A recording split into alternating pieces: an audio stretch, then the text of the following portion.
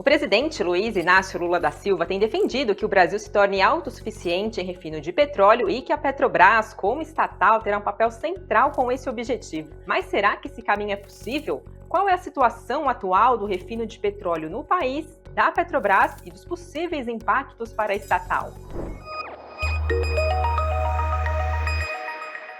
Caso isso aconteça, será uma alteração relevante em relação às políticas atuais da Petrobras, mais focadas na maximização de lucros de grandes campos de petróleo em águas profundas, que é o chamado pré-sal, e desinvestimentos em negócios que são apontados como menos lucrativos. Até por isso, a estatal vem fazendo venda de refinarias. Atualmente, a Petrobras conta com 12 refinarias das 20 existentes no país e já fez a venda de 3. O refino é a área da indústria petrolífera que transforma o petróleo bruto nos seus derivados, como por exemplo a gasolina, o diesel, o querosene, o lubrificante, entre outros. O Brasil, apesar de ser considerado autossuficiente em petróleo, ou seja, acaba produzindo mais do que consome da commodity, ainda assim importa combustíveis.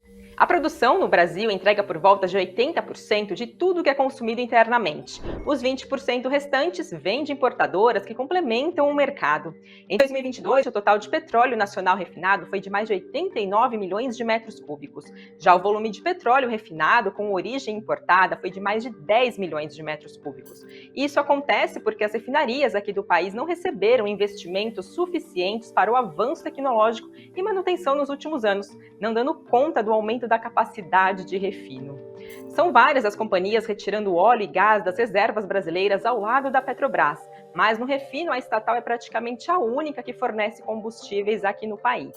A Petrobras foi fundada pelo então presidente do Brasil, Getúlio Vargas, em 1953 e durante 44 anos chegou a ter o monopólio de várias atividades ligadas ao petróleo.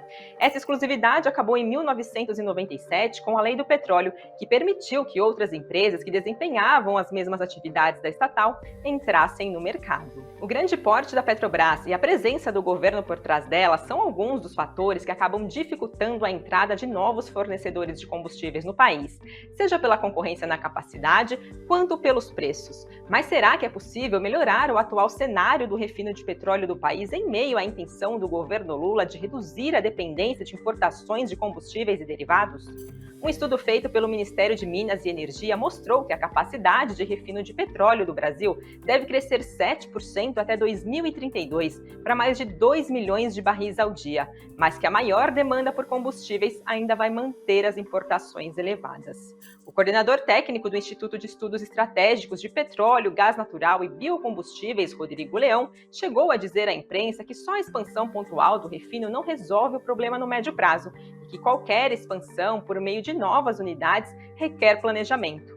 Segundo ele, seria preciso começar agora para ficar pronto daqui a 5 anos. A diretoria atual da Petrobras planejou quase 11 bilhões de dólares para investimentos em refino nos próximos 5 anos, dentro dos 78 bilhões de dólares previstos para investir no período. O senador Jean Paul Prats, indicado para o comando da Petrobras nesse terceiro governo de Lula, tem dito que esse movimento poderá acontecer por meio da expansão de refinarias já existentes e não necessariamente com a construção de novas unidades. A Genial Investimentos avaliou que o evento teria peso negativo para a Petrobras, lembrando que o passado da estatal com investimentos na área não foi nada positivo.